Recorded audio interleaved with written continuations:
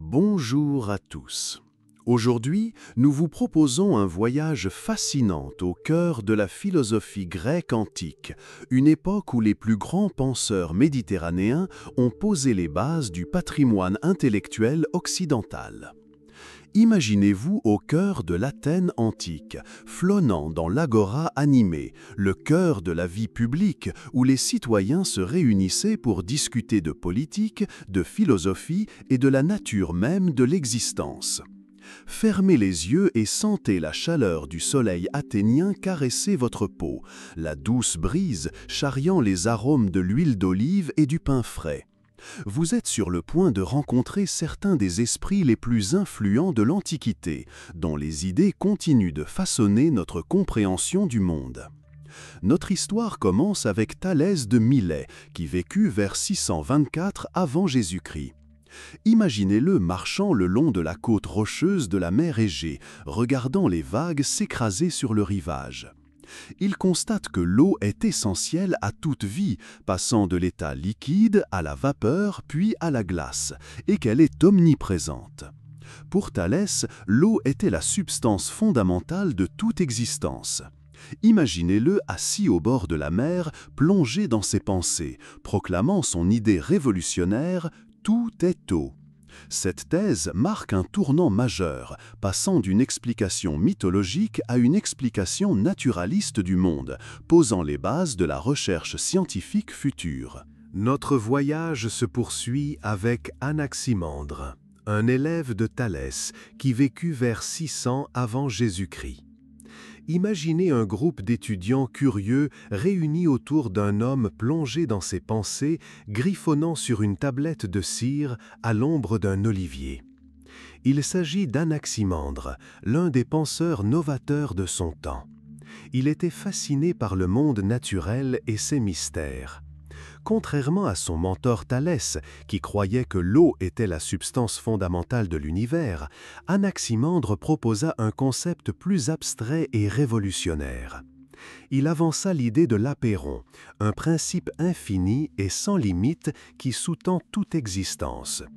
Si nous pouvons observer la naissance et la mort, l'apparition et la disparition de l'eau, de l'air, de la terre et du feu, chacun de ces éléments, selon lui, a un début et une fin.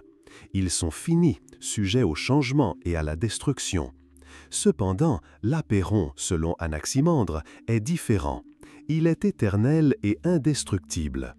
Ce concept, transcendant le monde physique et existant au-delà de l'expérience humaine, remet en question les conceptions traditionnelles du cosmos. Il explique qu'apeiron engendre les contraires, chaud et froid, humide et sec, qui, à leur tour, créent les divers phénomènes que nous observons dans le monde. Imaginez une analogie comme le mélange d'eau chaude et d'eau froide pour illustrer comment apeiron engendre ces contraires fondamentaux et leurs interactions. Apeiron est également source de mouvement et de changement, donnant continuellement naissance à de nouveaux mondes tandis que les anciens se dissolvent en lui. Imaginez-le pointant les étoiles dans le ciel nocturne, expliquant que même les corps célestes participent de ce cycle éternel de naissance, de croissance, de déclin et de renaissance. Cette idée d'un univers en constante évolution était novatrice, rejetant la notion d'un cosmos statique et immuable. Le concept d'apeiron d'Anaximandre introduit également une dimension morale à l'univers. Il suggère l'existence d'une justice cosmique dans laquelle les éléments paient pour leurs torts mutuels. Lorsque le feu consume le bois, il doit finalement céder la place à l'eau qui l'éteint. Cet équilibre des forces préserve l'harmonie du cosmos, Apeiron agissant comme l'arbitre ultime de cette justice cosmique. Ces pensées ne sont pas des simples réflexions abstraites, mais profondément ancrées dans le monde qui les entoure, inspirant ses auditeurs à voir l'univers sous un jour nouveau, dynamique et interconnecté. Son concept d'apeiron pose les bases de futures explorations philosophiques, influençant les penseurs ultérieurs qui poursuivront leur exploration de la nature de l'existence et des principes fondamentaux du cosmos. En quittant la cour d'Anaximandre, nous emportons avec nous un sentiment d'émerveillement et une compréhension plus profonde des vastes mystères de l'univers. Poursuivant notre voyage à travers la Grèce antique, nous rencontrons Anaximène de Milet, un élève d'Anaximandre qui vécut vers 580 avant Jésus. Imaginez-vous déambulant dans les rues animées de Milet. Le soleil brille intensément et l'air est imprégné d'un parfum d'herbes et d'épices. Dans une clairière verdoyante et paisible aux abords de la ville, un petit groupe d'étudiants se rassemble autour d'un philosophe plongé dans ses pensées, observant le ciel. Ce philosophe, c'est Anaximène, et ses profondes intuitions sur la nature de l'univers changeront à jamais notre compréhension du monde. Anaximène, comme ses prédécesseurs, cherchait à découvrir la substance fondamentale dont toute chose est faite. Cependant, alors que Thalès croyait que cette substance était l'eau et qu'Anaximandre proposait un apeiron abstrait, Anaximène leva les yeux et trouva sa réponse dans l'air. Imaginez Anaximène allongé sur l'herbe douce, regardant les nuages dériver lentement dans le ciel, sentant la douce brise caresser son visage. Il commence à formuler sa théorie révolutionnaire. L'air, substance abondante et omniprésente, est l'élément dont tout le reste est issu. La théorie d'Anaximène est élégante et pratique. Il souligne que l'air est essentiel à la vie, car il est respiré par les humains et les animaux. Il note également que l'air peut changer de forme, devenir chaud ou froid, humide ou sec. Imaginez Anaximène réalisant des expériences simples, comme souffler sur sa main pour ressentir la chaleur, ou souffler sur un feu pour observer son effet sur la flamme. Ces observations quotidiennes le conduisent à la conclusion que l'air, par des processus de condensation et de raréfaction, se transforme en tous les autres éléments. Imaginez Anaximène expliquant sa théorie à ses étudiants à l'aide d'exemples clairs et vivants. Il décrit comment l'air se condense en vent, puis, par condensation, se transforme en eau. À mesure que l'eau se condense, elle devient terre, et, par condensation encore plus forte, elle devient roche. Imaginez-le dessinant ces transformations sur le sol avec un bâton, illustrant la simplicité et la logique de ses idées. Anaximène croit également que l'air n'est pas seulement la matière physique, mais aussi le souffle de vie, l'âme. Il soutient que, tout comme l'air soutient le corps humain, il soutient également l'univers. Cette idée confère à sa philosophie un sentiment d'interconnexion entre le microcosme, l'homme, et le macrocosme, l'univers. Imaginez-le debout devant ses étudiants, les bras tendus pour embrasser le vaste ciel et la terre en contrebas, exprimant l'unité de toute chose par l'intermédiaire de l'air. Un soir, sous un ciel étoilé scintillant, Anaximène discute de la nature des corps célestes. Il suggère que les étoiles, le soleil et la lune sont composés d'air raréfié qui s'est enflammé, fournissant lumière et chaleur à la terre. Il explique que les cieux ne sont pas séparés de la terre, mais participent d'un processus continu de transformation impulsé par l'air. Cette idée remet en question la vision traditionnelle du cosmos comme un monde figé et immuable, et l'imagine plutôt comme un système dynamique et vivant. Les enseignements d'Anaximène inspirent ses élèves à porter un regard nouveau sur le monde. Sa conception de l'air comme substance fondamentale apporte unité et simplicité aux complexités de la nature. Elle les encourage à observer le monde qui les entoure, à ressentir l'air qu'ils respirent et à reconnaître les liens profonds entre toutes les formes de matière. En quittant une collection d'Anaximène, nous emportons avec nous une nouvelle perception de l'air que nous tenons souvent pour acquis. À travers son regard, nous voyons que l'air n'est pas seulement une substance invisible et intangible, mais une force vitale qui façonne et soutient l'univers. L'héritage d'Anaximène perdure dans notre compréhension du monde naturel, nous rappelant les vérités profondes que l'on peut découvrir par une observation attentive et une réflexion approfondie. Notre voyage à travers la philosophie grecque antique nous mène maintenant sur l'île de Samos, vers 570 avant Jésus, où nous rencontrons Pythagore, un personnage enveloppé de mystères et de légendes. Imaginez-vous arriver dans un paisible village côtier où le bruit des vagues caresse doucement le rivage. Le village est empli de rumeurs concernant un sage qui a voyagé à travers l'Égypte et Babylone en quête de savoir et qui enseigne aujourd'hui un mélange unique de philosophie, de mathématiques et de mysticisme. Cet homme est Pythagore et ses idées résonneront à travers les siècles. Pythagore n'est pas seulement un philosophe, il est le chef d'une communauté soudée connue sous le nom de pythagoriciens.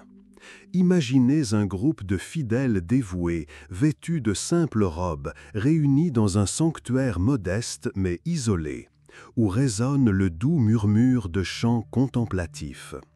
Les pythagoriciens croyaient en un mode de vie qui mettait l'accent sur la pureté, l'autodiscipline et la quête du savoir.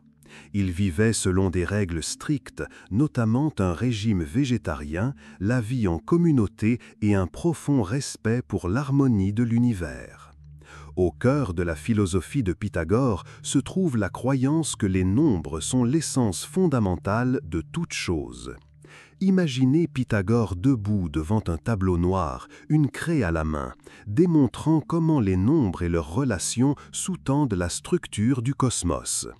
Il initie ses élèves au concept des relations numériques qui expliquent les proportions harmonieuses de la nature, de la musique et des cieux. Imaginez l'étonnement sur le visage de ses disciples lorsqu'il montre comment les intervalles de la gamme musicale correspondent à des relations numériques simples, révélant l'ordre caché du monde. Pythagore et ses disciples explorent également les propriétés mystiques des nombres. Ils les voient comme des symboles dotés d'une profonde signification spirituelle. Par exemple, le chiffre 1 représente l'unité et le commencement de toute chose, tandis que le chiffre 2 symbolise la dualité et l'équilibre. Le chiffre 3 est considéré comme parfait, représentant l'harmonie et la synthèse des contraires. Imaginez une tétractys pythagoricienne, un autel triangulaire où les fidèles méditent sur la signification du nombre 3 et son incarnation sous forme triangulaire. L'une des contributions les plus célèbres de Pythagore est le théorème de Pythagore, qui stipule que dans un triangle rectangle, le carré de l'hypoténuse est égal à la somme des carrés des deux autres côtés. Imaginez Pythagore démontrant ce théorème à ses élèves en utilisant une table de sable pour dessiner des figures géométriques précises, démontrant ainsi que ce principe mathématique s'applique non seulement au triangle, mais à la structure même de l'univers. Au-delà des mathématiques, Pythagore et ses disciples s'intéressaient profondément à la nature de l'âme et à son voyage à travers les cycles de réincarnation.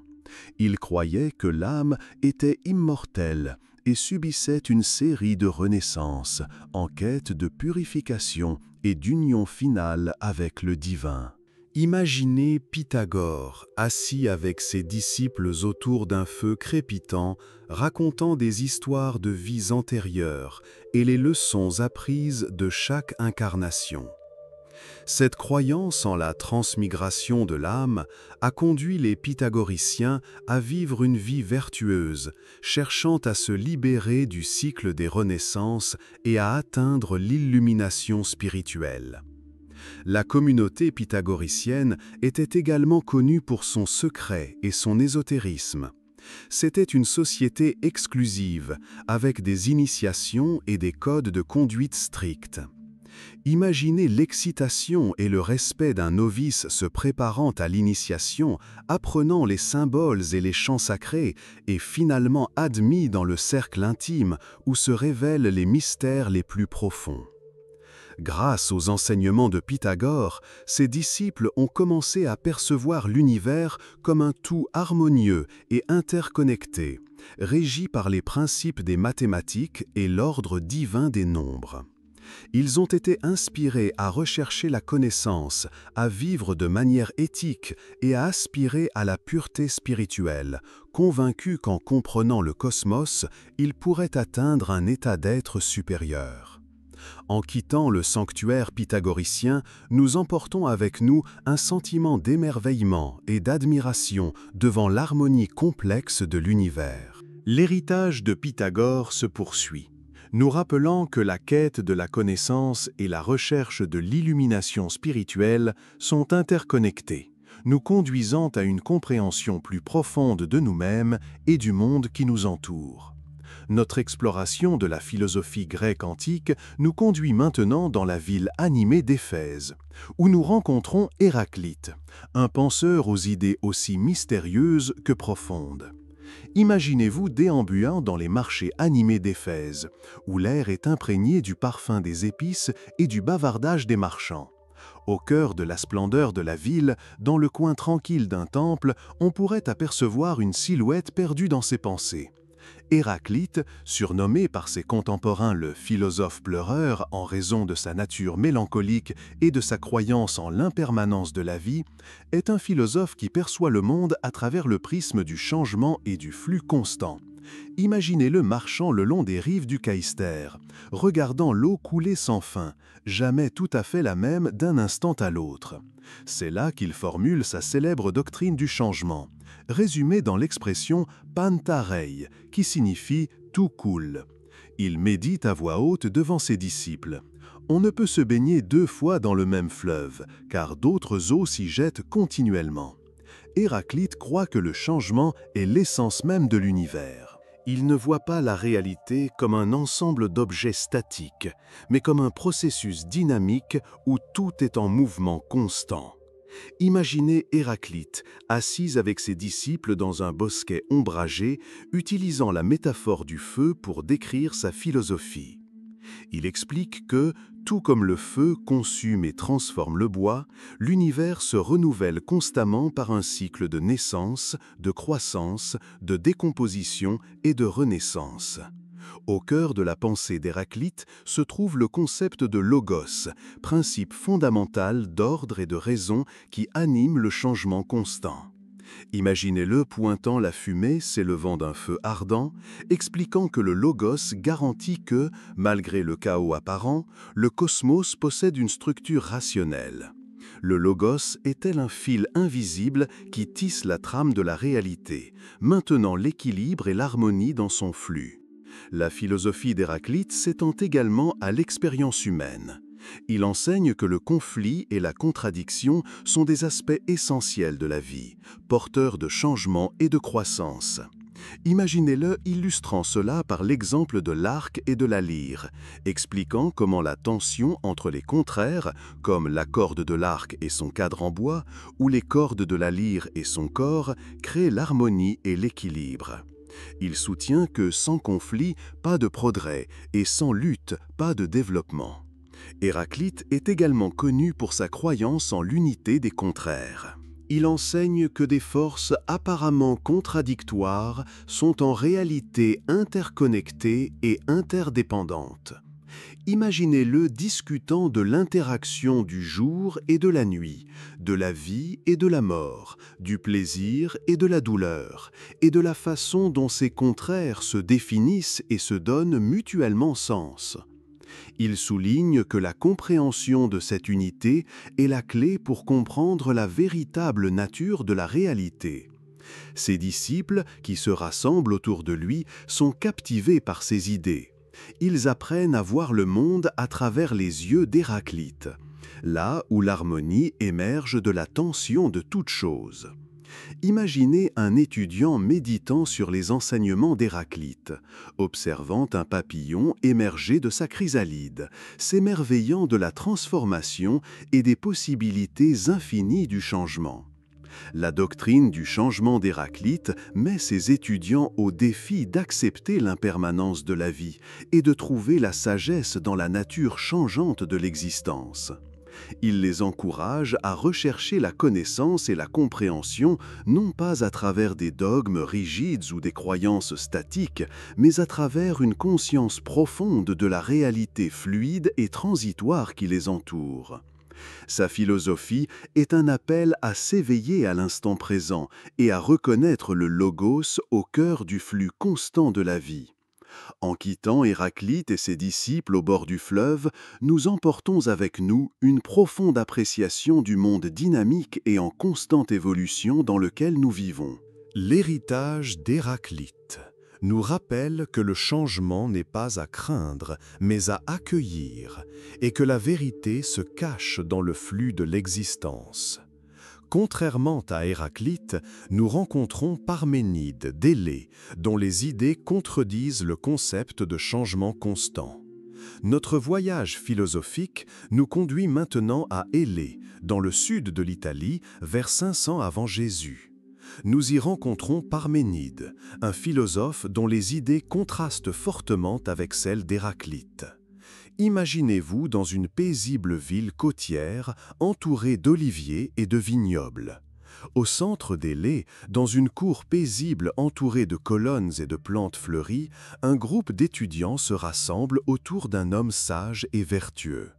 Cet homme, c'est Parménide, et il s'apprête à remettre en question tout ce que nous pensons de la réalité. Parménide croit que le changement est une illusion et que la vraie réalité est une et immuable. Imaginez-le debout, la voix majestueuse, commençant à expliquer ses idées révolutionnaires. Il soutient que les sens qui nous informent que le monde est en perpétuel changement sont trompeurs. Au contraire, Parménide soutient que la raison révèle une vérité plus profonde et immuable. Parménide initie ses étudiants au concept d'être. Il explique que l'être véritable est incréé, indestructible, indivisible et immuable. Imaginez Parménide traçant un cercle dans le sable pour illustrer l'idée de plénitude et d'unité. Il souligne que l'être est entier et ininterrompu, comme un cercle, et ne peut être ni divisé ni modifié.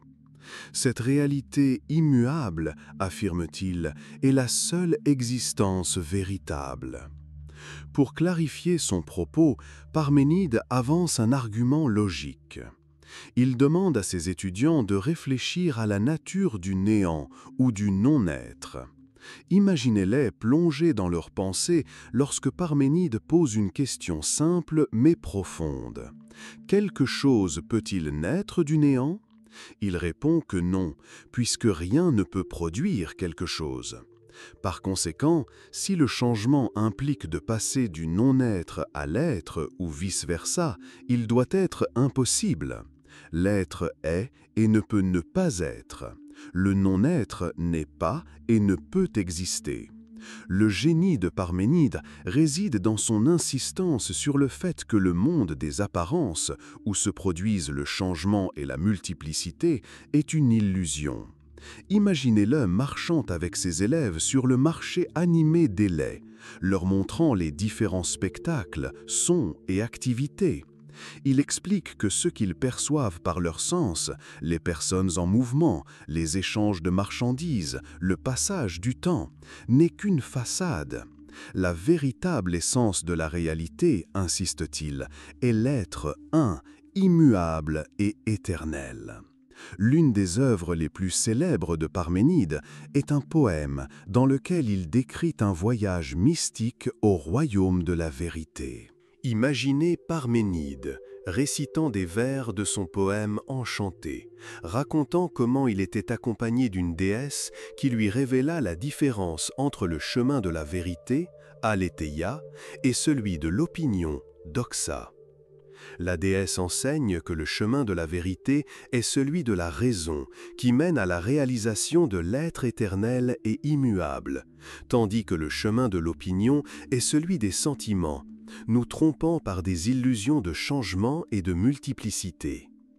Les enseignements de Parménide influencent profondément ses élèves et les philosophes qui lui succèdent. Ils apprennent à douter de la fiabilité de l'expérience sensorielle et à rechercher la connaissance par la recherche rationnelle.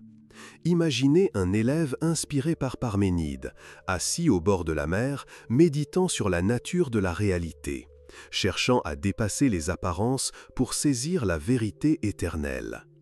La philosophie de Parménide pose également les bases des discussions métaphysiques ultérieures. Son affirmation selon laquelle l'être est immuable et indivisible a mis les philosophes au défi de concilier les contradictions apparentes entre l'expérience sensorielle et la pensée rationnelle. Imaginez des penseurs futurs, comme Zénon d'Élée, créant des paradoxes pour défendre les idées de Parménide, repoussant ainsi les limites de la recherche philosophique. En quittant Parménide et ses disciples dans la paisible cour d'Élée, nous emportons avec nous un profond sentiment d'émerveillement et de curiosité. L'héritage de Parménide perdure, nous rappelant que sous la surface d'un monde en constante évolution se cache une réalité plus profonde et plus éternelle, accessible par la force de la raison. Notre voyage à travers la philosophie grecque antique nous mène maintenant sur la pittoresque île de Sicile, en 450 avant Jésus-Christ, où nous rencontrons Empédocle d'Acragas. Imaginez-vous debout sur une falaise surplombant les eaux azurées de la Méditerranée, respirant le parfum des herbes et des fleurs sauvages dans la brise chaude. C'est ici, au cœur de la beauté naturelle de la Sicile, que le philosophe, poète et mystique Empédocle a développé sa théorie des 4 éléments.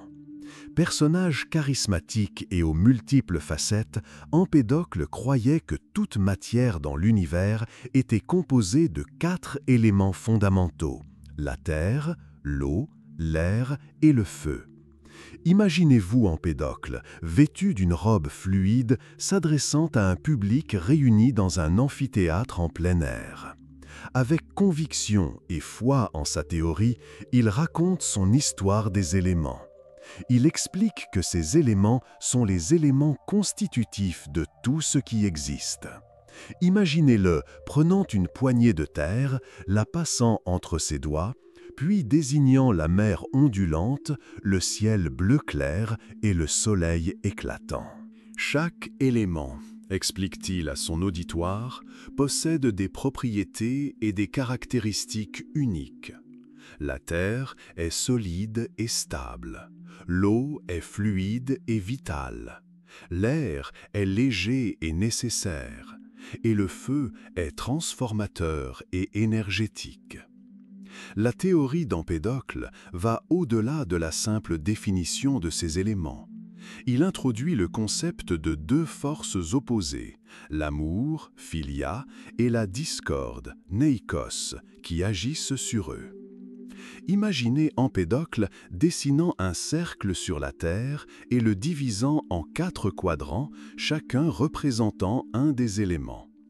Il utilise ensuite ses mains pour démontrer comment l'amour, force d'attraction et d'unité, lie les éléments entre eux pour former des structures complexes, tandis que la discorde, force de division et de discorde, les déchire.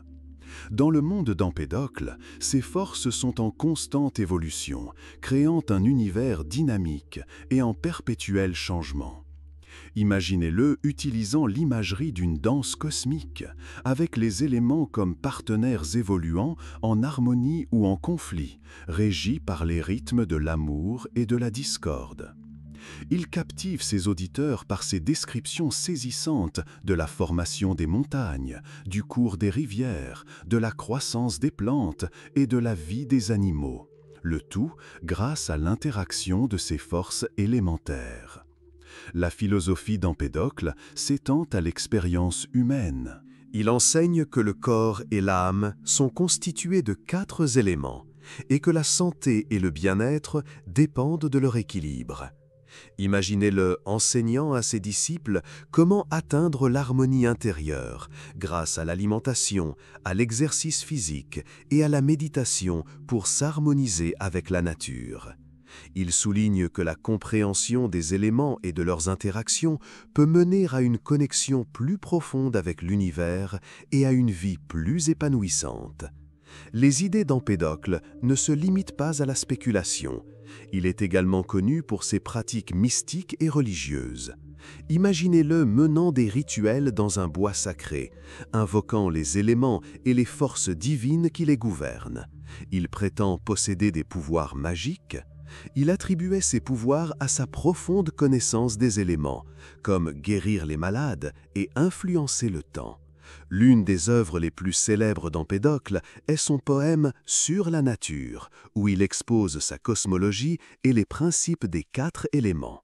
Imaginez-le récitant des vers de son poème devant un auditoire captivé, décrivant le cycle éternel de la naissance, de la mort et de la renaissance, animé par l'interaction de l'amour et de la discorde. Son langage poétique et ses métaphores figuratives donnent vie au concept, laissant les auditeurs dans un état d'émerveillement et de stupeur. En quittant Empédocle et ses disciples sur les rivages ensoleillés de la Sicile, nous emportons avec nous une compréhension profonde des forces élémentaires qui façonnent notre monde. L'héritage d'Empédocle nous rappelle que sous la surface de nos expériences quotidiennes se cache un réseau profond et complexe de connexions animé par la danse éternelle des 4 éléments. L'histoire de la mort d'Empédocle est aussi fascinante que sa vie. Selon la légende populaire, Empédocle, confiant dans son statut divin, décida de prouver son immortalité en se jetant dans l'Etna, un volcan en activité. Imaginez la scène dramatique. Empédocle, sa robe flottant au vent, debout au bord d'un cratère ardent, proclamant ses pouvoirs divins avant de sauter dans la lave en fusion. Cet acte, censé prouver sa supériorité, scella son destin dans un tourbillon de mystères et de légendes. Selon la légende, on ne retrouva ensuite que ses sandales de bronze, projetées par le volcan. L'histoire met en lumière la personnalité saisissante d'Empédocle, un homme dont la vie et la mort sont enveloppées de la mystique même qu'il a créée par sa rhétorique puissante et ses idées audacieuses. Par sa vie et ses enseignements, Empédocle laissa un héritage qui le place parmi les plus grands orateurs et penseurs de la Grèce antique, et sa mort mystérieuse n'a fait qu'ajouter à la légende d'un homme qui cherchait à comprendre l'univers. Imaginez cette scène dramatique. Empédocle, sa robe flottant au vent, debout au bord d'un cratère enflammé, proclamant ses pouvoirs divins avant de sauter dans la lave en fusion. Cet acte, censé prouver sa supériorité, scella son destin dans un tourbillon de mystères et de légendes. Selon la légende, on ne retrouva ensuite que ses sandales de bronze projetées par le volcan. L'histoire met en lumière la personnalité saisissante d'Empédocle, un homme dont la vie et la mort sont enveloppées de la mystique même qu'il avait créée par sa rhétorique puissante et ses idées audacieuses. Par sa vie et ses enseignements, Empédocle laissa un héritage qui le fit figurer parmi les plus grands orateurs et penseurs de la Grèce antique, et sa mort mystérieuse ne fit qu'ajouter à la légende d'un homme qui cherchait à comprendre l'univers. Par sa vie et ses enseignements, Empédocle laissa un héritage qui le fit figurer parmi les plus grands orateurs et penseurs de la Grèce antique, et sa mort mystérieuse ne fit qu'ajouter à la légende d'un homme qui cherchait à comprendre l'univers. Notre voyage à travers la philosophie grecque antique nous mène sur la côte ionienne, où nous rencontrons Anaxagore de Clazomène, un philosophe qui a introduit un concept révolutionnaire qui a changé à jamais notre compréhension de l'univers, le nous, ou esprit cosmique. Imaginez la ville animée d'Athènes, vers 450 avant Jésus-C, lorsqu'Anaxagore arrive de son Asie mineure natale. Athènes est une ville bouillonnante de ferveur intellectuelle, où philosophes, poètes et hommes d'État se réunissent pour débattre de la nature de la réalité et des mystères de l'existence. Anaxagore devient rapidement une figure marquante de ces cercles, reconnue pour ses profondes intuitions et ses idées novatrices. Anaxagore propose que tout dans l'univers est constitué de particules infiniment petites, qu'il appelle graines ou homéomères. Imaginez Anaxagore participant à un débat animé sur l'agora, expliquant comment ces graines se combinent d'innombrables façons pour former les divers objets et êtres qui nous entourent. Ce qui distingue Anaxagore, cependant, est son introduction du nous, l'esprit, le principe qui gouverne et organise ces graines. Le nous n'est pas une entité physique, mais une force intelligente et ordonnatrice qui met tout en mouvement et assure la structure ordonnée du cosmos. Imaginez Anaxagore utilisant l'analogie d'un potier façonnant l'argile pour montrer comment le nous agence la masse chaotique de graines afin de créer un univers structuré. Cette idée était frappante car elle suggérait que l'univers n'était pas le fruit du hasard, mais le fruit d'une conception intelligente. Le nous d'Anaxagore est pur, éternel et infini. Il est la plus subtile et la plus puissante de toutes les choses, possédant une connaissance et un contrôle absolu sur le cosmos. Imaginez-le décrivant le nous comme une sorte d'intelligence divine qui façonne l'univers tel un artisan planifiant et exécutant minutieusement un chef-d'œuvre. Ce concept d'esprit cosmique introduit un niveau d'intentionnalité et de finalité dans le fonctionnement de l'univers qui n'avait pas été envisagé auparavant. Pour Anaxagore, le nous initie la rotation cosmique, un vaste vortex qui sépare et organise les graines en éléments familiers, la terre, l'eau, l'air et le feu. Imaginez Anaxagore pointant le ciel, expliquant comment le nous place les étoiles, le soleil et la lune sur leurs orbites, et comment il régit les cycles de la nature, du changement des saisons à la croissance des êtres vivants. Ces idées touchent également à la nature de l'intellect humain. Anaxagore croyait que l'esprit humain, ou âme, est un fragment de ce nous cosmique, nous permettant de comprendre et d'explorer le monde qui nous entoure. Imaginez-le s'engager dans un débat animé avec d'autres philosophes, affirmant que notre capacité de pensée et de perception reflète le fonctionnement d'un esprit universel en nous. Les théories d'Anaxagore ne sont pas exemptes de controverses.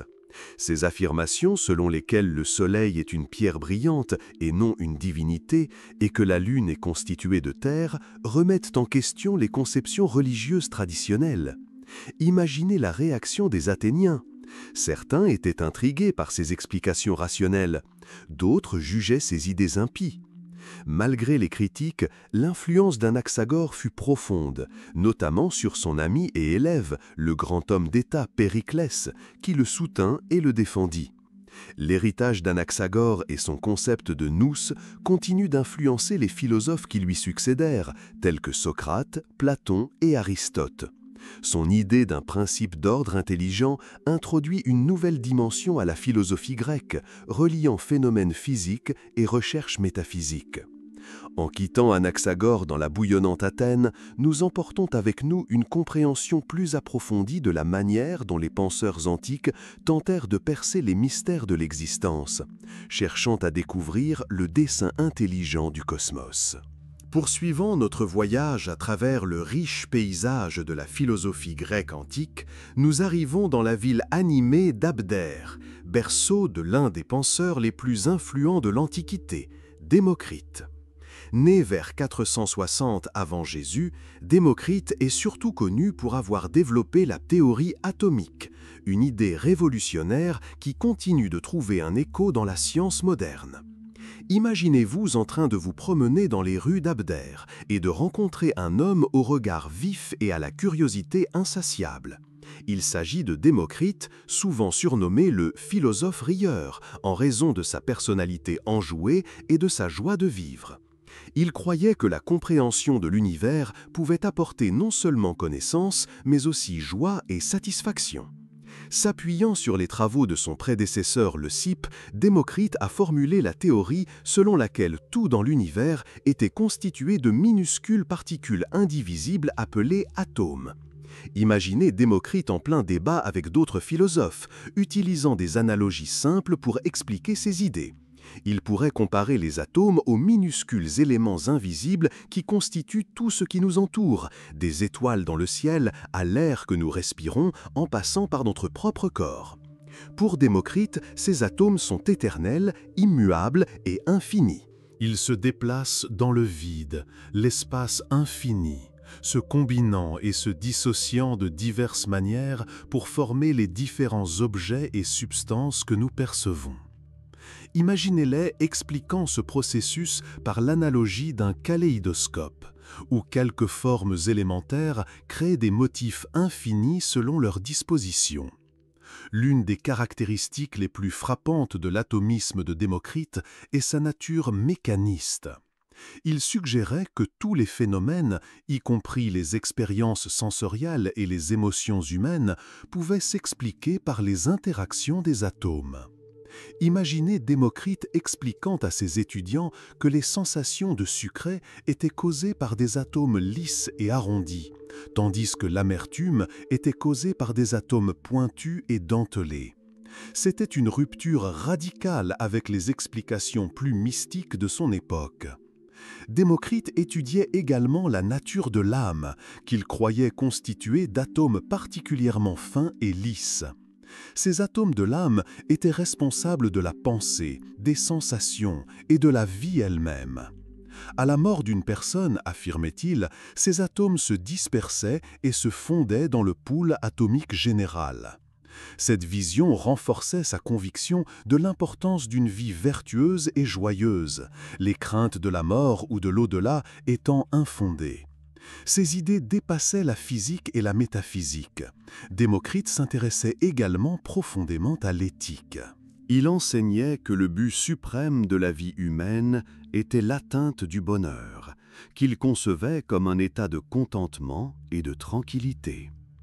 Ce bonheur, ou eudaimonia, pouvait être atteint par la modération, la sagesse et la compréhension de la véritable nature du monde. Imaginez-le s'adressant à un groupe d'étudiants enthousiastes, soulignant que la connaissance et une vie vertueuse mènent à une existence pleine et joyeuse. Malgré le caractère révolutionnaire de ces théories, les œuvres de Démocrite n'étaient pas largement acceptées de son vivant. Les conceptions philosophiques et religieuses dominantes étaient profondément ancrées. Cependant, les germes de sa pensée germeront bien plus tard, influençant profondément le développement de la science et de la philosophie moderne. En réfléchissant à la vie et à l'héritage de Démocrite, nous découvrons un penseur dont la vision a dépassé largement son époque. Sa théorie atomique a jeté les bases de notre compréhension moderne du monde physique, démontrant la puissance de la recherche rationnelle et de la quête de la connaissance. En conclusion de notre exploration des présocratiques, nous nous penchons sur l'héritage incroyable de cette première période de la philosophie occidentale. De la quête de Thalès sur la substance fondamentale de l'univers à la vision d'un cosmos atomique de Démocrite, ces penseurs se sont penchés sur des questions profondes concernant la nature de la réalité, de la connaissance et de l'existence. Leurs recherches ont jeté les bases des développements philosophiques futurs, influençant des figures telles que Socrate et Aristote et inspirant le discours scientifique et philosophique moderne. Les présocratiques étaient plus que de simples philosophes, ce furent des pionniers qui s'aventurèrent avec audace vers l'inconnu et élargirent les horizons de la compréhension humaine. Maintenant que nous avons suivi la vie de Socrate, approfondissons sa philosophie et les enseignements qui constituent la pierre angulaire de son héritage durable. Imaginez-vous assis à nouveau sur l'agora, parmi un groupe d'auditeurs attentifs, tandis que Socrate entame son dialogue. Son approche de la philosophie reposait sur une méthode intensément interactive et dialectique, connue sous le nom de méthode socratique. Cette méthode n'était pas seulement une technique d'enseignement, mais une approche profonde de la compréhension du monde et de nous-mêmes. Socrate croyait que la sagesse commence par l'émerveillement. Sa méthode impliquait une série de questions exploratoires destinées à stimuler la pensée critique et à clarifier les idées. Imaginez Socrate discutant avec un jeune Athénien de la nature de la justice. Il pourrait commencer par une question apparemment simple. Qu'est-ce que la justice ? Le répondant pourrait proposer une réponse pour finalement découvrir que Socrate pose des questions complémentaires qui révèlent la complexité de sa réponse. Ce processus, qui produisait souvent plus de questions que de réponses, encourageait une réflexion et une introspection profonde. Socrate utilisait cette méthode pour remettre en question les hypothèses et révéler les croyances fondamentales. Il croyait que le dialogue permettait aux individus de parvenir à une compréhension plus claire et plus juste de concepts fondamentaux tels que la vertu, la justice et une vie meilleure. Son objectif n'était pas d'apporter des réponses, mais d'aider chacun à reconnaître son ignorance et les limites de ses connaissances. Cette reconnaissance, croyait-il, était le premier pas vers la véritable sagesse. Au cœur des enseignements de Socrate se trouvait l'idée que la quête de la vertu et d'une vie bonne était primordiale. Contrairement aux sophistes qui soutenaient que les vérités morales étaient relatives et que le succès était le but ultime, Socrate croyait que la vertu était le bien le plus précieux, bien plus important que la richesse, la célébrité ou le pouvoir. Pour Socrate, vivre une vie vertueuse était synonyme d'une vie épanouissante et heureuse. Il soulignait souvent l'importance de la connaissance de soi avec sa célèbre déclaration « Connais-toi toi-même ». Socrate croyait que se comprendre soi-même était essentiel pour atteindre la vertu. Cela impliquait d'admettre son ignorance et de s'efforcer de s'améliorer par un examen de conscience constant. Pour Socrate, une vie sans examen de conscience ne valait pas la peine d'être vécue, car elle était dépourvue de quête de vertu et de sagesse. Socrate croyait profondément en l'immortalité de l'âme. Il considérait l'âme comme la véritable essence de la personne, plus importante que le corps physique. Dans ses dialogues avec ses étudiants, il abordait la nature de l'âme, affirmant que sa santé dépend d'une vie vertueuse et que le bien-être de l'âme est le but ultime de l'existence humaine. Dans l'un de ses dialogues les plus célèbres, l'Apologie, Socrate explique à son auditoire que son rôle de philosophe est comparable à celui d'une sage-femme, aidant les autres à donner naissance à leur propre compréhension de la vérité. Il affirme que sa mission est divine, confiée par les dieux pour encourager les Athéniens à prendre soin de leur âme et à aspirer à la vertu. Il croyait qu'en accomplissant cette mission, il bénéficiait non seulement aux individus, mais à la cité d'Athènes tout entière. Socrate est célèbre pour son affirmation selon laquelle la connaissance équivaut à la vertu. Il soutenait que si une personne comprend véritablement ce qui est juste, elle agira naturellement de la sorte. Cette idée, connue sous le nom d'intellectualisme éthique, suggère que les erreurs morales sont dues à l'ignorance et non à la faiblesse. Par exemple, si quelqu'un agit injustement, c'est parce qu'il ne comprend pas pleinement ce qu'est la justice. La voie vers la vertu passe donc par la connaissance. Imaginez-vous déambuler dans les rues animées de l'Athènes antique. L'air est empli des cris des marchands, des rires des enfants qui jouent et du bourdonnement des conversations. L'agora, cœur de la vie publique athénienne, grouille d'activité. Dans la foule, vous remarquez un homme qui se distingue non pas par son apparence, mais par son attitude. C'est un homme d'âge mûr, trapu, au crâne chauve et au regard perçant. Voici Socrate, l'un des philosophes les plus influents de tous les temps, et il fait ce qu'il fait le mieux, poser des questions. Socrate est né vers 470 avant Jésus, à l'apogée de la puissance culturelle et politique d'Athènes. Son père était tailleur de pierre et sa mère sage-femme. De son père, Socrate a probablement appris la valeur du travail et l'importance de l'artisanat. De sa mère, il a peut-être appris à aider les autres à donner naissance à des idées et à des vérités, tout comme elle a contribué à donner naissance à une vie nouvelle. Malgré ses origines modestes, Socrate était destiné à laisser une profonde empreinte sur le monde de la philosophie. Imaginez Socrate sur l'agora, interagissant avec le peuple d'Athènes plutôt qu'avec les sophistes, les professeurs professionnels de l'époque.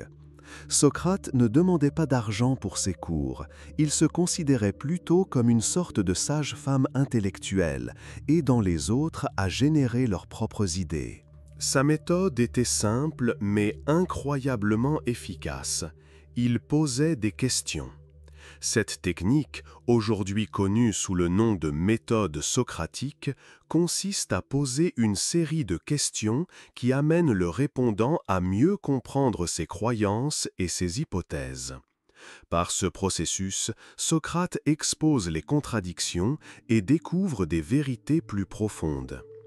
Imaginez une scène typique sur l'agora. Un homme politique éminent entouré de ses admirateurs. Socrate s'approche et commence à poser des questions. Au début, l'homme politique est confiant, mais à mesure que les questions de Socrate deviennent plus profondes, sa confiance commence à décliner. Socrate pourrait demander « Qu'est-ce que la justice ?» ou « Qu'est-ce que la vertu ?»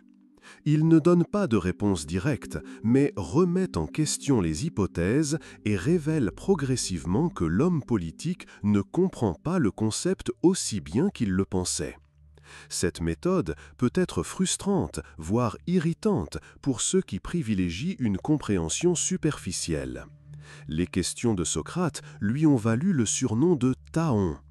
Tout comme un Thaon pique un cheval et le pousse à l'action, Socrate a mis au défi le peuple d'Athènes de sortir de sa complaisance, le forçant à réfléchir plus profondément à sa vie et à ses valeurs.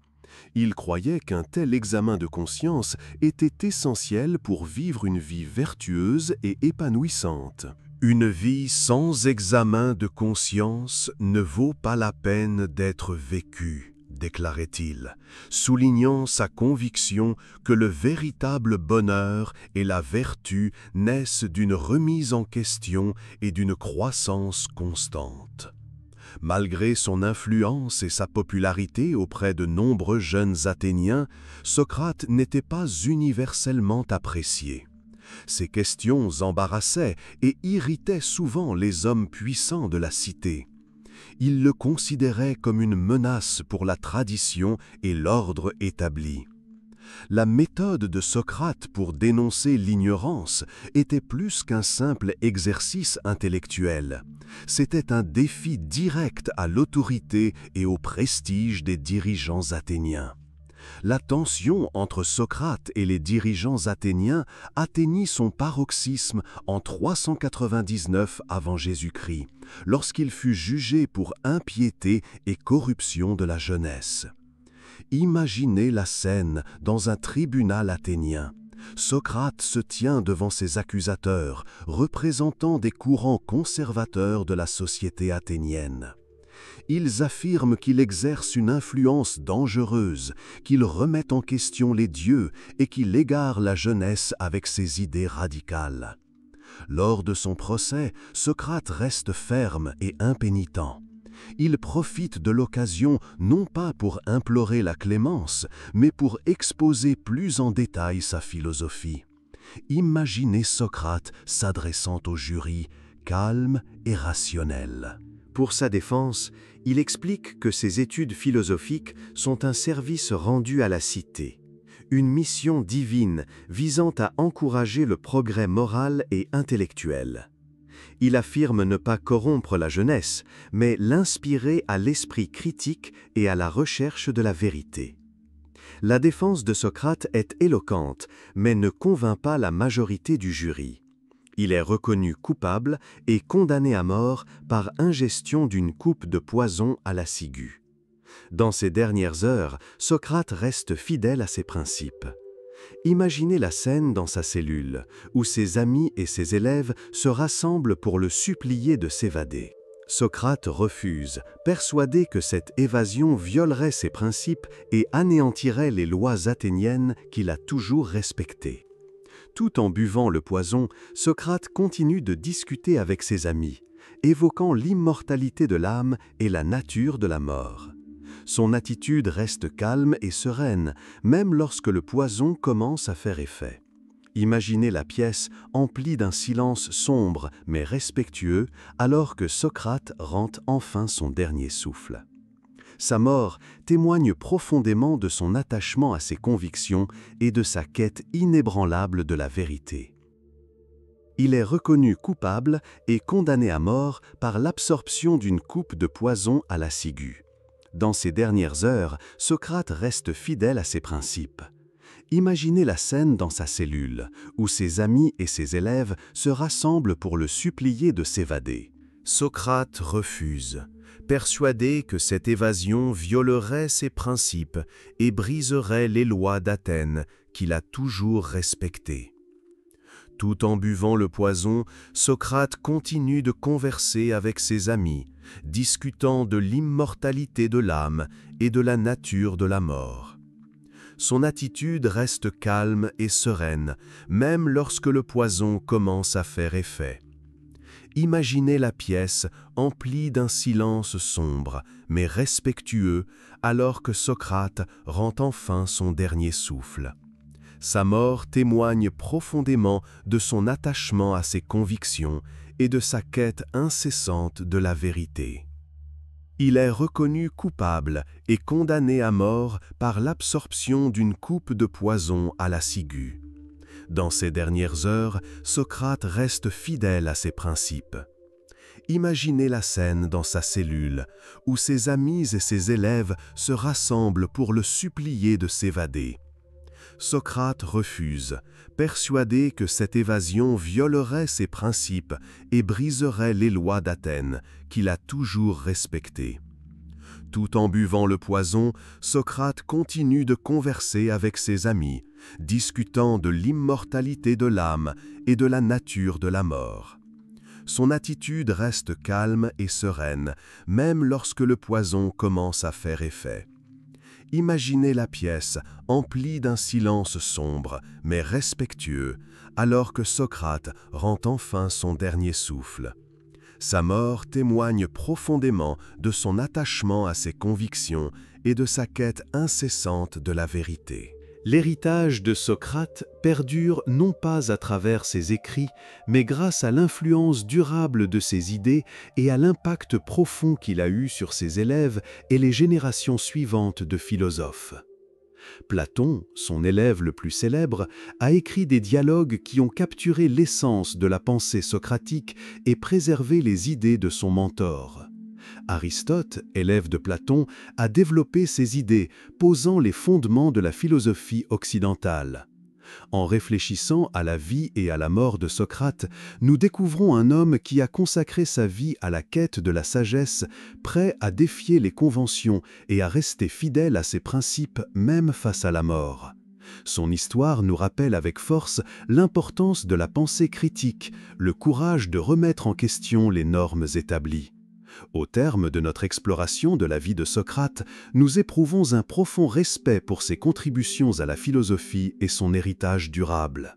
Sa vie et ses enseignements continuent de nous inspirer et de nous interpeller, nous invitant chacun à assumer le rôle de mouche du coche dans nos vies, à nous interroger, à réfléchir et à chercher une compréhension plus profonde de nous-mêmes et du monde qui nous entoure.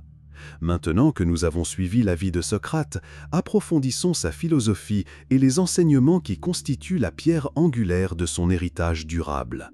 Imaginez-vous assis à nouveau sur l'agora, parmi un groupe d'auditeurs attentifs, tandis que Socrate entame son dialogue. Son approche de la philosophie reposait sur une méthode intensément interactive et dialectique, connue sous le nom de méthode socratique. Cette méthode n'était pas seulement une technique d'enseignement, mais une approche profonde de la compréhension du monde et de nous-mêmes. Socrate croyait que la sagesse commence par l'émerveillement. Sa méthode impliquait une série de questions exploratoires destinées à stimuler la pensée critique et à clarifier les idées. Imaginez Socrate discutant avec un jeune Athénien de la nature de la justice. Il pourrait commencer par une question apparemment simple. Qu'est-ce que la justice ? Le répondant pourrait proposer une réponse pour finalement découvrir que Socrate pose des questions complémentaires qui révèlent la complexité et les contradictions de sa réponse. Ce processus, qui produisait souvent plus de questions que de réponses, encourageait une réflexion et une introspection profonde. Socrate utilisait cette méthode pour remettre en question les hypothèses et révéler les croyances fondamentales. Il croyait que le dialogue permettait aux individus de parvenir à une compréhension plus claire et plus juste de concepts fondamentaux tels que la vertu, la justice et une vie meilleure. Son objectif n'était pas d'apporter des réponses, mais d'aider chacun à reconnaître son ignorance et les limites de ses connaissances. Cette reconnaissance, croyait-il, était le premier pas vers la véritable sagesse. Au cœur des enseignements de Socrate se trouvait l'idée que la quête de la vertu et d'une vie bonne était primordiale. Contrairement aux sophistes qui soutenaient que les vérités morales étaient relatives et que le succès était le but ultime, Socrate croyait que la vertu était le bien le plus précieux, bien plus important que la richesse, la célébrité ou le pouvoir. Pour Socrate, vivre une vie vertueuse était synonyme d'une vie épanouissante et heureuse. Il soulignait souvent l'importance de la connaissance de soi avec sa célèbre déclaration « Connais-toi toi-même ». Socrate croyait que se comprendre soi-même était essentiel pour atteindre la vertu.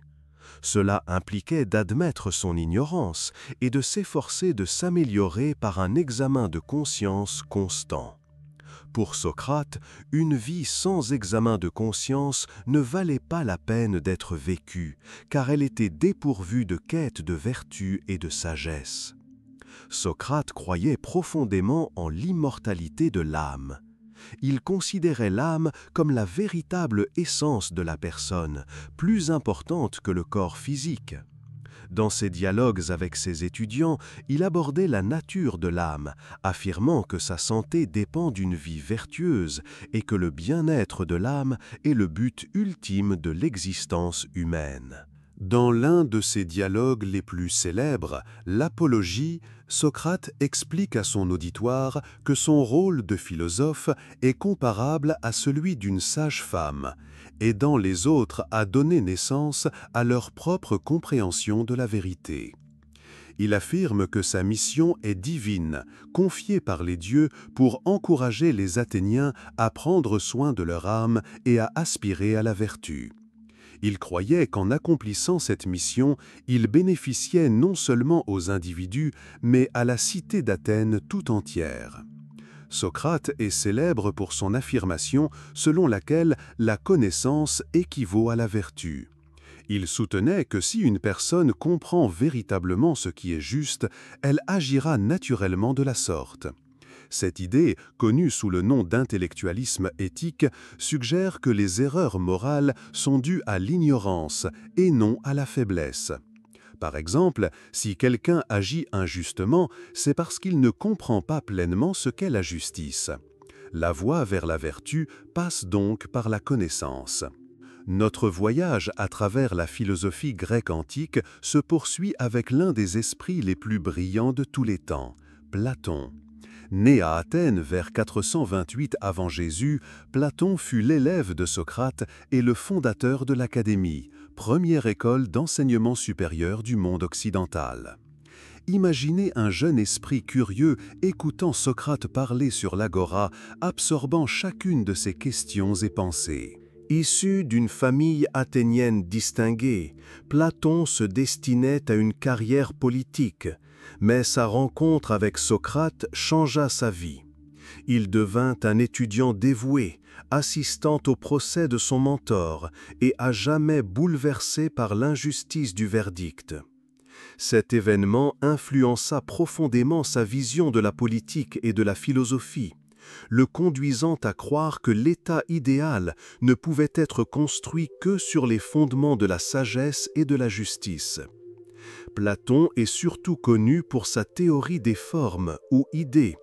Imaginez-le assis avec ses étudiants à l'académie, entouré d'oliviers et de colonnades, expliquant que le monde visible que nous percevons par nos sens n'est pas la vraie réalité.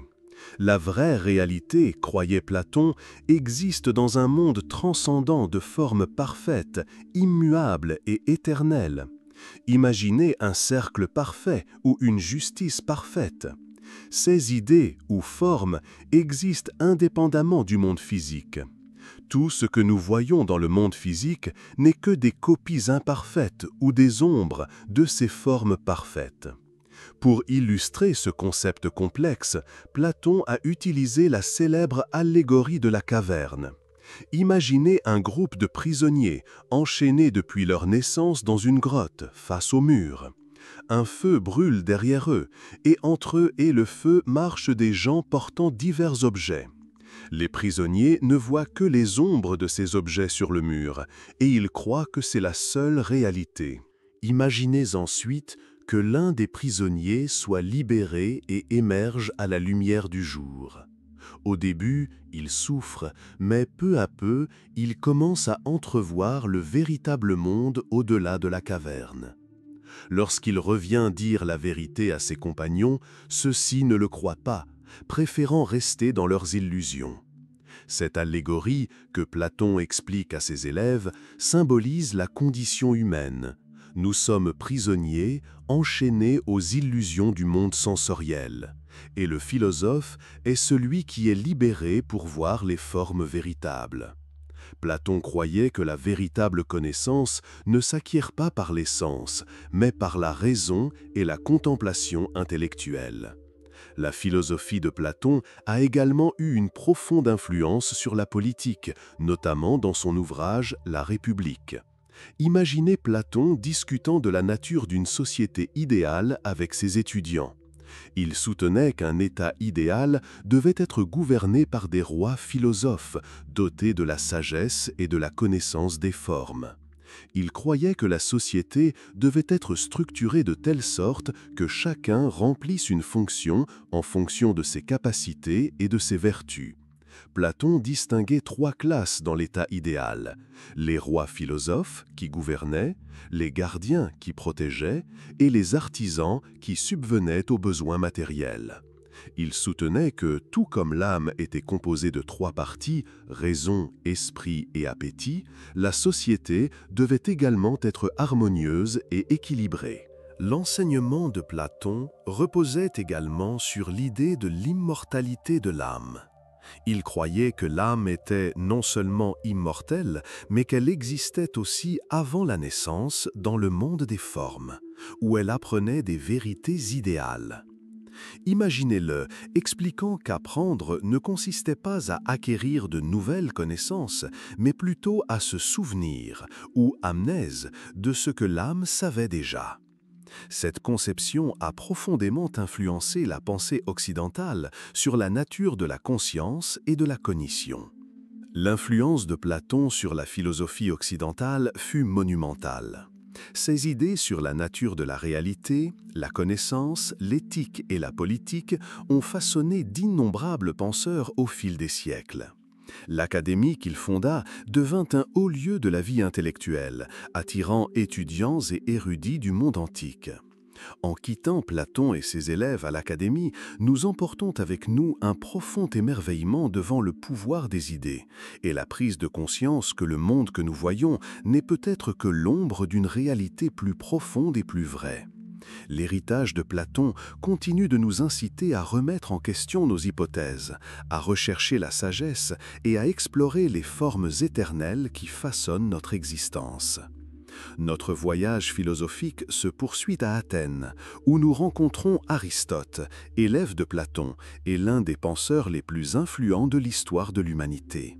Né à Stagir vers 384 avant Jésus, Aristote était un esprit brillant, dont les intérêts allaient de la logique et de la métaphysique à la biologie, l'éthique et la politique.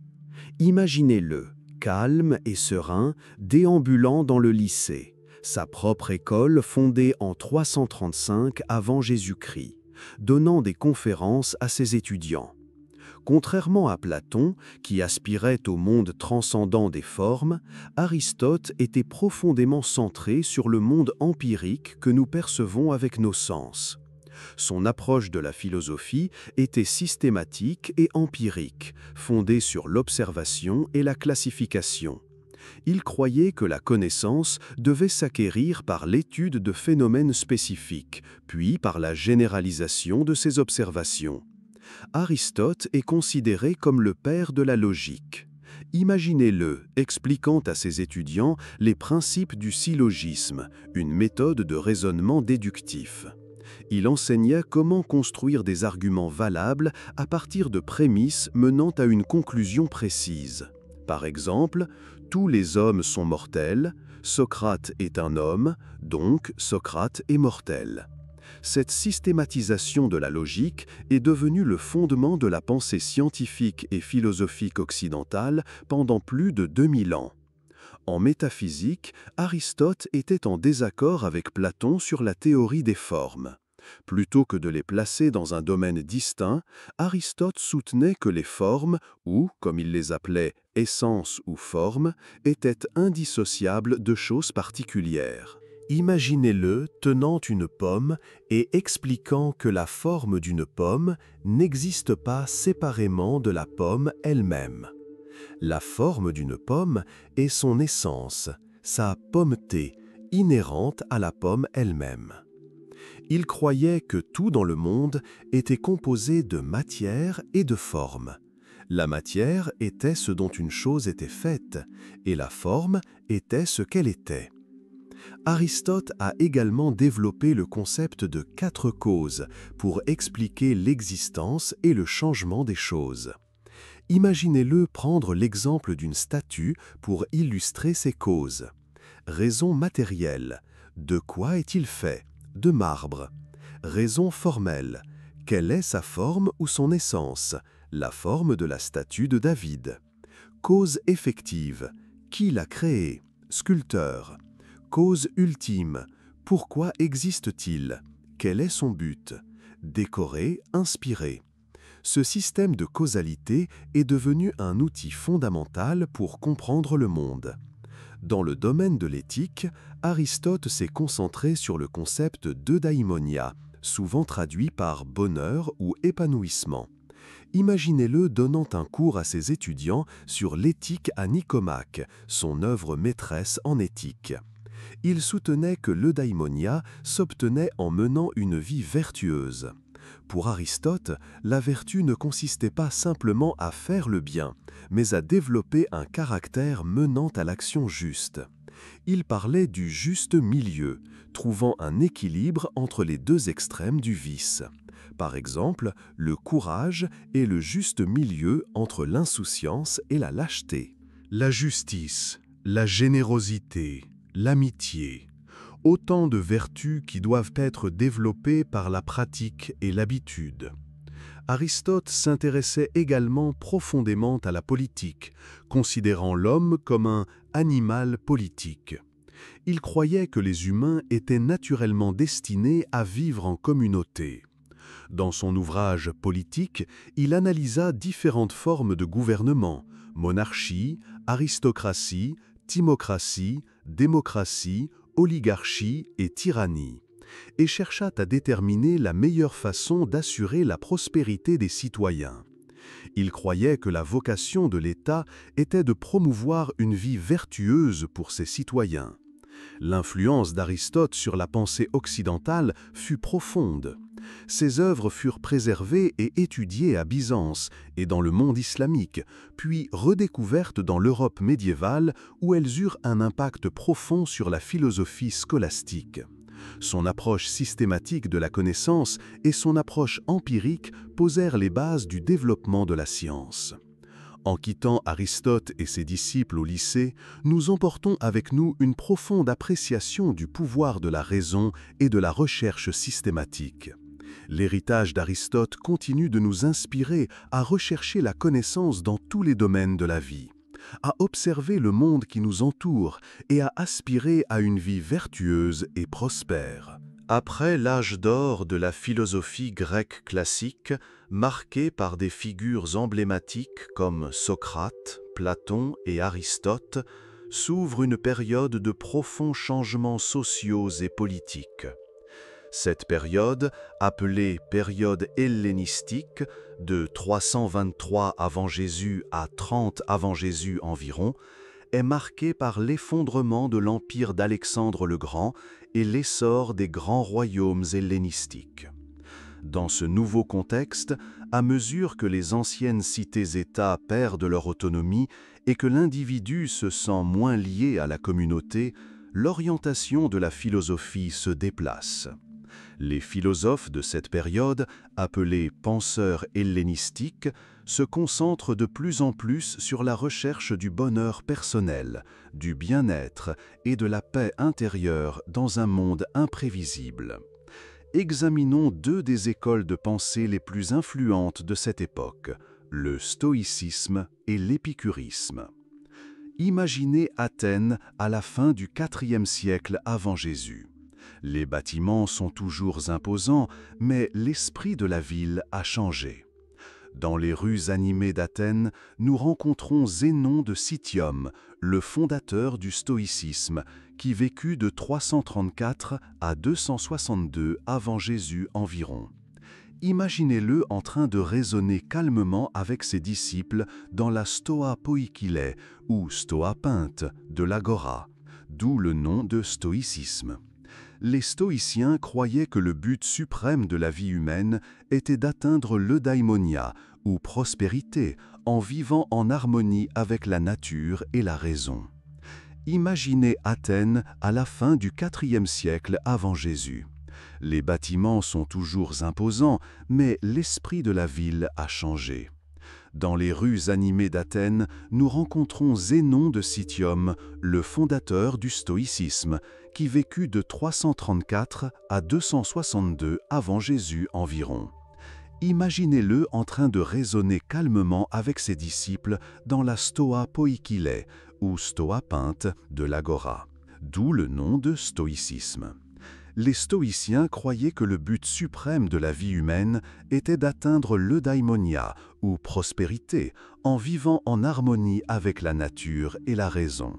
Au cœur de la philosophie stoïcienne se trouvait la croyance que l'univers était gouverné par un esprit divin, ou logos, manifestation de la loi naturelle.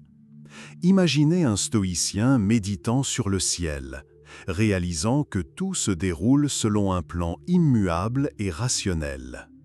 Les humains, en tant que partie intégrante de ce cosmos, pouvaient atteindre le bonheur en acceptant ce qui échappait à leur contrôle et en se concentrant sur ce qui était intérieur.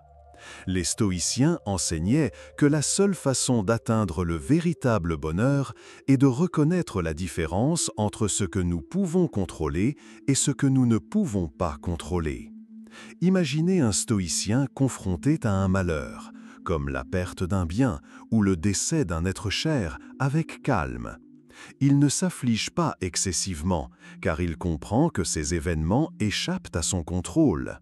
Ce qu'il peut contrôler, ce sont ses réactions, son jugement et ses actions. Les stoïciens accordaient une grande importance au développement de la vertu, qu'ils considéraient comme le seul véritable bien. La sagesse, le courage, la justice et la tempérance étaient les 4 vertus cardinales. Ils croyaient qu'en pratiquant ces vertus, on pouvait vivre selon la raison et atteindre la liberté intérieure, ou ataraxie, un état de sérénité et d'équanimité. Imaginez un sage stoïcien qui reste calme et serein en toute situation, sans succomber aux émotions qui pourraient obscurcir son jugement. L'héritage du stoïcisme s'est avéré incroyablement durable. Ses enseignements sur la maîtrise de soi, l'acceptation du destin et la quête de la vertu ont profondément influencé les empereurs romains comme Marc Aurèle, ainsi que le christianisme primitif et la psychologie moderne. En quittant les stoïciens, nous emportons avec nous une puissante leçon sur la façon de trouver la paix intérieure dans un monde souvent chaotique, en nous concentrant sur l'essentiel, notre caractère et nos réactions. Notre voyage à travers la philosophie hellénistique nous conduit maintenant dans un jardin aux abords d'Athènes, où nous rencontrons Épicure, le fondateur de l'épicurisme, qui vécut d'environ 341 à 270 avant Jésus-Christ. Imaginez ce jardin, un lieu calme et paisible où amis et disciples se réunissaient pour étudier et vivre simplement. Épicure, contrairement à certains de ses contemporains, ne se préoccupait pas de questions métaphysiques abstraites, ni de l'au-delà. Sa philosophie était axée sur la recherche du bonheur et l'absence de souffrance en cette vie. Au cœur de la philosophie épicurienne se trouve la croyance que le bien suprême est le plaisir, et donné. Cependant, Épicure ne visait pas le plaisir sensuel inconscient. Il prônait plutôt l'ataraxie, l'absence d'agitation de l'âme, et l'apathie, l'absence de douleur corporelle. Imaginez Épicure, discutant calmement des subtilités du plaisir avec ses élèves. Il explique que le véritable plaisir ne réside pas dans l'excès, mais dans la modération, l'absence de douleur et d'agitation. Pour lui, les plaisirs simples de la nourriture, de l'amitié et des conversations intellectuelles étaient le bien suprême.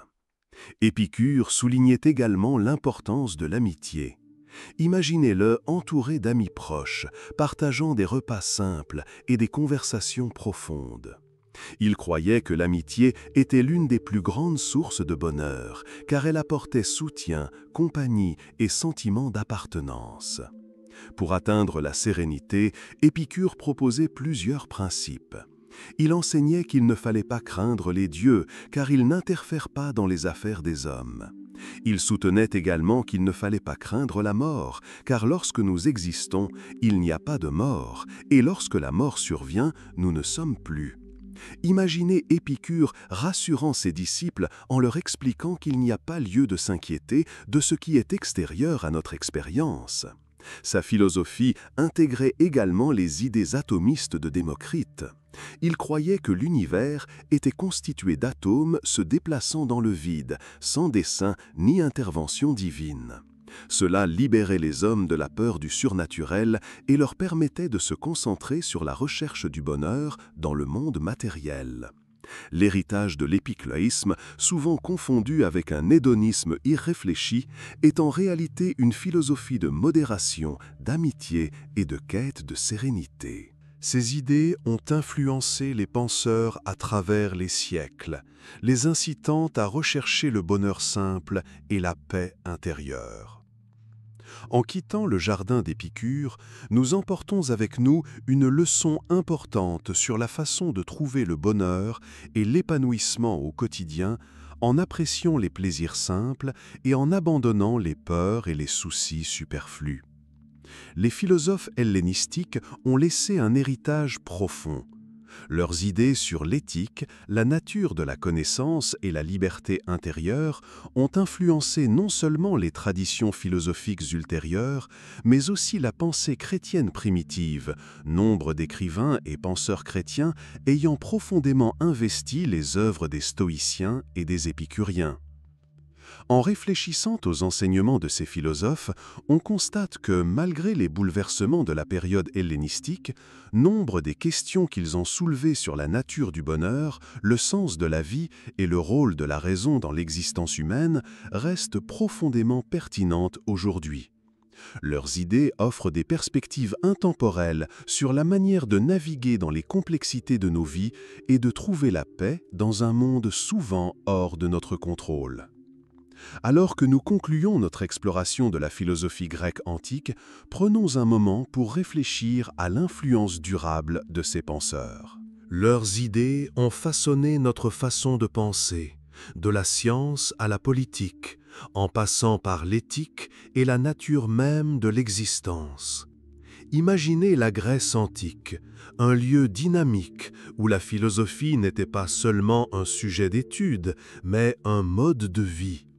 Les questions posées par Socrate, Platon, Aristote et les philosophes hellénistiques résonnent encore aujourd'hui, nous incitant à une réflexion profonde sur nos propres vies et notre quête de sagesse.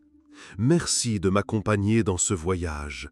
Poursuivez votre cheminement en vous souvenant de la sagesse intemporelle de ces grands philosophes. Puissent leurs réflexions vous inspirer à poursuivre votre quête de connaissance et de compréhension.